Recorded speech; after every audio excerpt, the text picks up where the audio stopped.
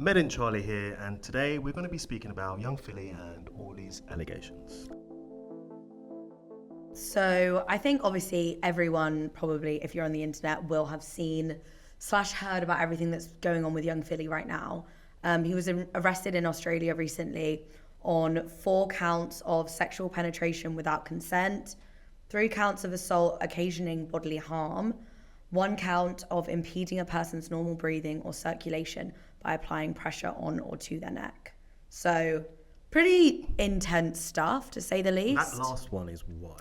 Yeah, the charges are very descriptive and paint quite a brutal image, I would say. Yeah, he's a freak. Like, it's not looking good for him. No, and I think obviously as well, like, I want to preface the fact that we're not in Australia, so we don't know as much about how the Australian legal system works. However, for these charges to have been made and kind of the proceedings be going as they are, it's clear that the police had a very strong case and that an investigation had taken place, quite an extensive one, because you don't just, as much as I think people would probably like to believe, these charges don't just go flying around willy-nilly. So for it to have gotten to the point that it has, it's definitely something that needs to be taken seriously. We know it's serious because he's not allowed to leave the country. He can't post anything. And also, he's having to stay in Australia until the 19th of December.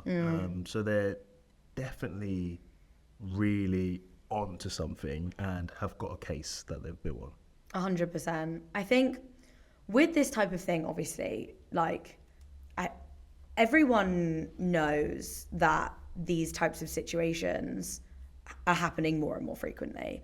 And young Philly isn't some kind of fringe YouTuber who maybe, let's say, was big 10 years ago and now isn't as famous, or let's say he's got like a really niche audience. This is someone who is, I would argue, one of the biggest influencers in the UK. He's built a reputation. If not globally, he's a very, very well-respected influencer and YouTuber who has worked with charities like the Prince's Trust. He's worked with brands like Heinz. He's worked with ASOS. He's worked with like football. He did exactly. He's done like charity football matches. He's got BBC shows. He's done radio stuff. I mean, there's not really a corner of the internet that you can go where young Philly's presence isn't felt. Podcasts. Exactly. He's an incredibly established and successful YouTuber content creator in the UK.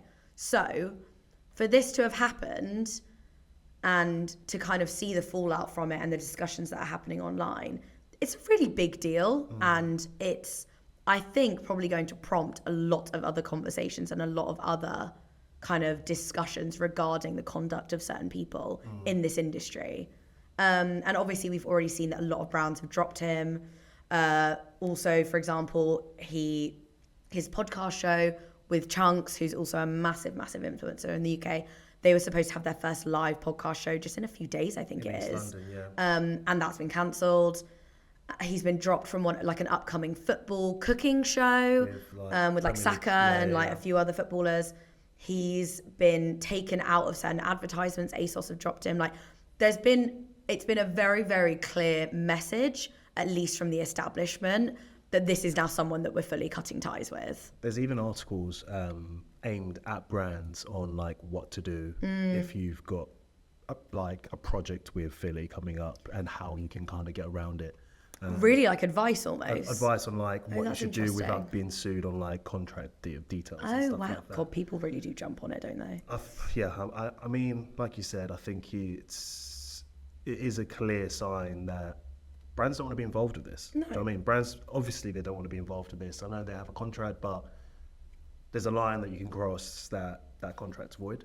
I agree. And I think also something that like I probably should have mentioned earlier, which I do definitely want to like really emphasize. There is a very big difference between accusations being thrown around. Not to say, again, I obviously believe all accusations, but like, as in, there is a difference between rumors and things happening online and them just existing within like the online space versus criminal charges. Like, I think that's something that isn't really clicking with a lot of people. Yeah.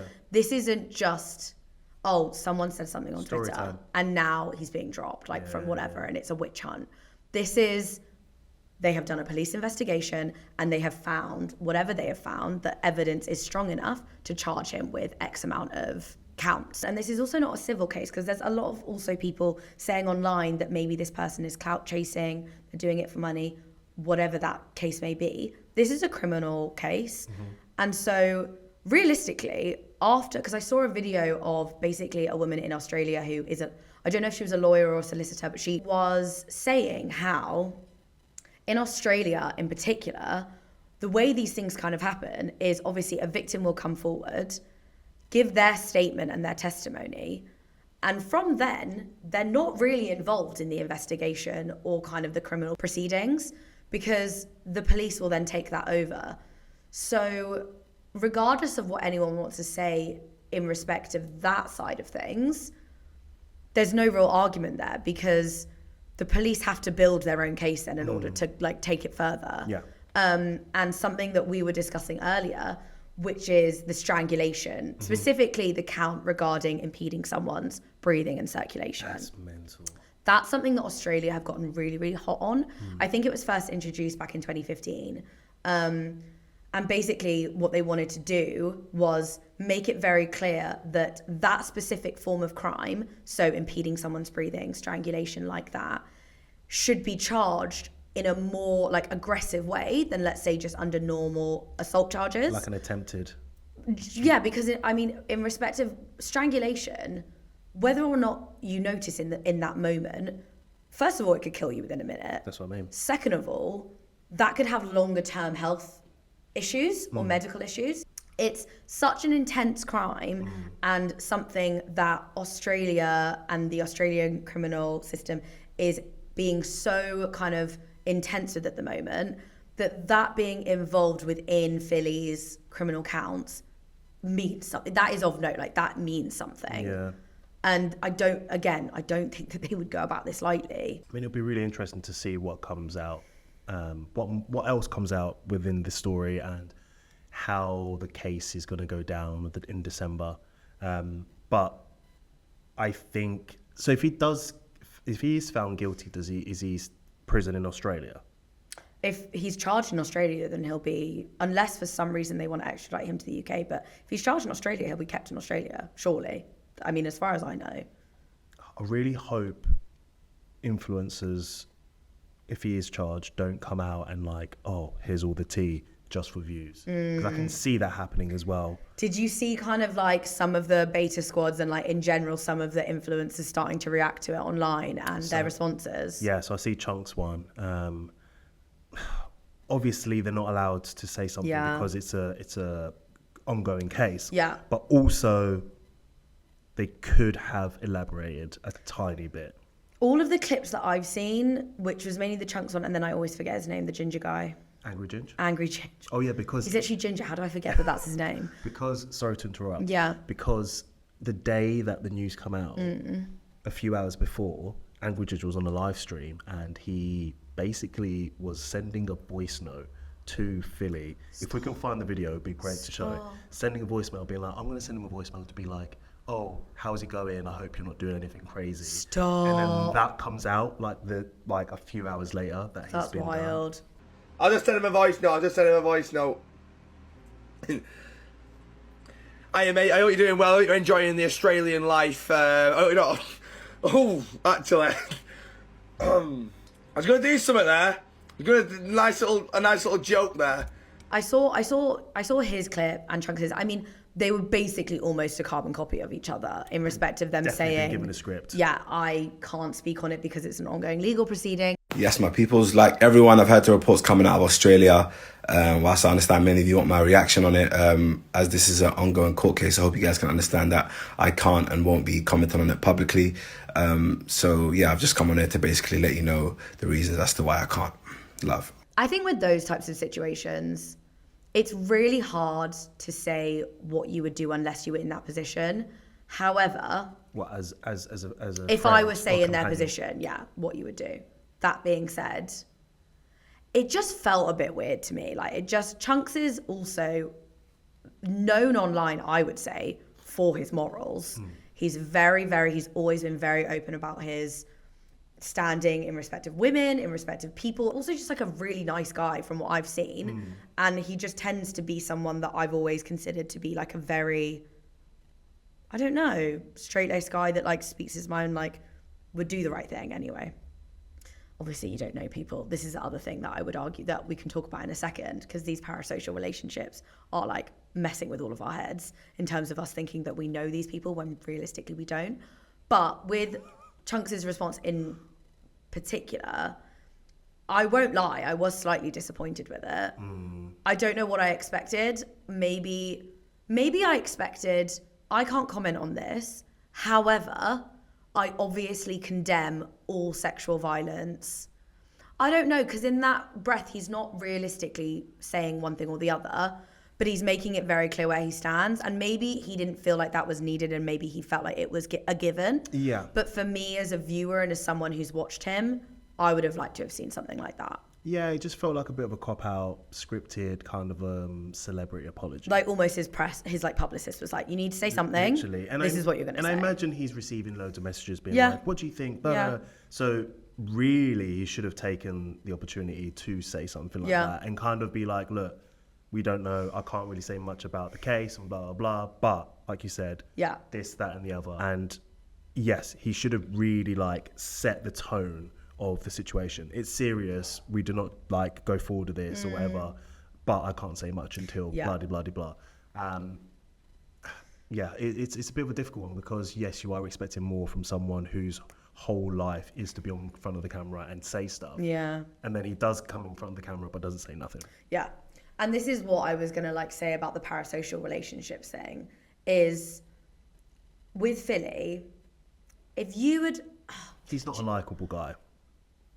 Like you watch ever since a lot of people would disagree with you. If you had asked 2 weeks ago, no, I'm not saying that you're wrong. I think that there's that's a lot just my of things opinion. And that's so valid. But if you were to ask a large portion of young people in the UK 3 weeks ago what their thoughts on Philly were, I guarantee that a big percentage of them would have been like, such a nice guy, so authentic, so like normal, relate, whatever. Yeah, I think a lot of people would say that because of his content. I do agree, but I just think like for me, his energy was always like over the top. It was forced. It was always kind of like trying to be. I don't know. I don't know if he's trying to be, but like it was always just. It was just a bit too intense. And I think with that whole liking Philly, not liking Philly, I think that's a valid argument when it comes to certain things. But I would also say there's a very big difference between disliking someone or not being engaged with someone's content and thinking that they're capable of rape. Yeah, of course. This is obviously like a big difference, and something that I've been seeing a lot online, on Twitter and on TikTok, and just in general conversations that I've been having with friends as well, is not only we should have picked up on warning signs, because there are plenty, but also... why was this not something, or certain behaviours, why were they not called out by other close friends of his, many of whom, like Beta Squad or whatever, there's a lot of people in that group that I personally like more than Philly, and that I would maybe naively assume would be the type of men who would call out those behaviours. What I want to say is like hindsight is a beautiful thing, because like right now, because the news has come out, we watch these videos and we think, blimey, like that's actually really bad. At the time, you just think, oh, classic Philly, But the thing that really got me is the fact that a lot of videos got deleted, or they've been removed off YouTube. Like, you know, the dating ones they do. Yeah. They've all been removed. Yeah. So, have they been removed because of his character and demeanor, and how are people like, oh, actually, that makes sense now? Or have they been removed just for the fact that people are getting rid of Philly content? But yes, I think after before the news come out that he's done all this stuff, no one would have batted an eyelid in like what he does. Just Philly doing this, doing that. Something that I've been seeing on Twitter a lot and on social media, and a diagram, I guess you'd call it a diagram, that tends to pop up on socials every time things like this happen, is something that I kind of refer to as like an escalation scale. And what it does is it points out different forms of behaviour that ultimately then lead to sexual assault, femicide, rape, these kind of very, very intense criminal charges. And what it often starts with is things such as sexist humour, devaluing women, and then it leads on to kind of maybe inappropriate touching or touching without consent, and so on and so forth. And I think with Philly, there will have definitely been people who at times maybe caught things that he did online or saw videos of him and thought, he's doing some maybe slightly dodgy things or saying some things that could be classed as devaluing women or inappropriate. But people don't really always associate one with the other and the fact that it could ever escalate to that. And again, it's not to say that everyone who engages in that type of behaviour will always ultimately then commit sexual violence. However, there is a pattern and there is a connection. And these videos that are coming up and all of these clips that are resurfacing of him kind of prove that theory, that when these insane stories come out about these influencers or people in the public eye who have committed these horrific assaults and horrific crimes, this has not come out of the blue. This is not like he was this really, really innocent guy and all of a sudden he did something. Well, I know what you mean. It builds up. Like, these are cases that build up, you know? Yeah, I agree. No, 100%. And I think with this type of scenario, it should realistically, and I mean, we talk about this every single time. Every single time a man is accused of rape or sexual assault or some form of domestic violence, everyone always says, we should have seen the signs and this should be a prompt for men to speak to their other male friends or to call them out on behaviours or et cetera, et cetera. We say it every single time.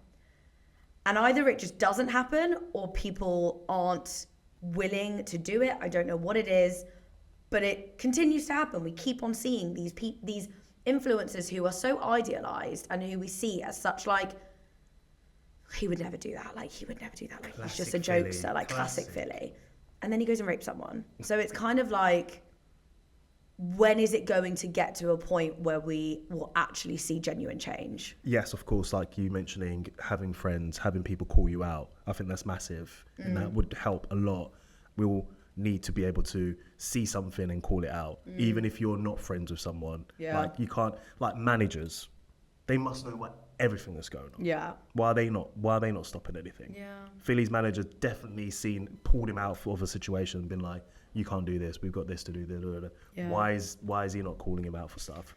Yeah. Security guards as well. Yeah. Like, I just think there's so much into it in a way of like, we can't ruin your reputation because we don't get paid. No, and I think also there's probably an argument to be made that his rise to fame was incredibly quick and intense. Who, Phillies? Phillies. Like, in the sense of not just him being, obviously he's been around for a while, but like within the space, I would argue that his immense fame in respect of deals, working with the biggest brands in the world probably was over what, a 2 year span? 2-3 years, yeah. And like, that's an incredibly fast time to go from known simply on like maybe an internet level to known on a media global branding level. Doing music, doing tours. Exactly. So it's... doing tour in Australia for this. That's where it happened, is that he took a girl back after one of his nights on tour to his hotel room. That's basically where it supposedly went down. But I think something that also we should probably chat about is like, what's going to happen with Beta Squad and like, because obviously they were taking a break anyway, weren't they? Yeah. They've been on a break from making content together. But I kind of wonder what's going to happen moving forward in respect of other influencers that have worked very closely with him. Like, Nella hasn't said anything, has she yet? I don't think so. Because obviously Nella was like very close to him, worked with him on a lot of different stuff. All that stuff. So it could be quite interesting to see what she comes out, if she does come out with anything. Other members, also the Sidemen have worked very closely with him. Like, there's a lot of very big, specifically British creators who have very close ties to him. And it will be interesting to see how everything kind of plays out over the next few weeks, especially after we have the hearing where we'll find out whether or not he's going to plead guilty or not guilty. Yeah, that's going to be big. Yeah. If you have been affected by any of the topics that we discussed today, there'll be organisations that offer advice and support linked in the description below.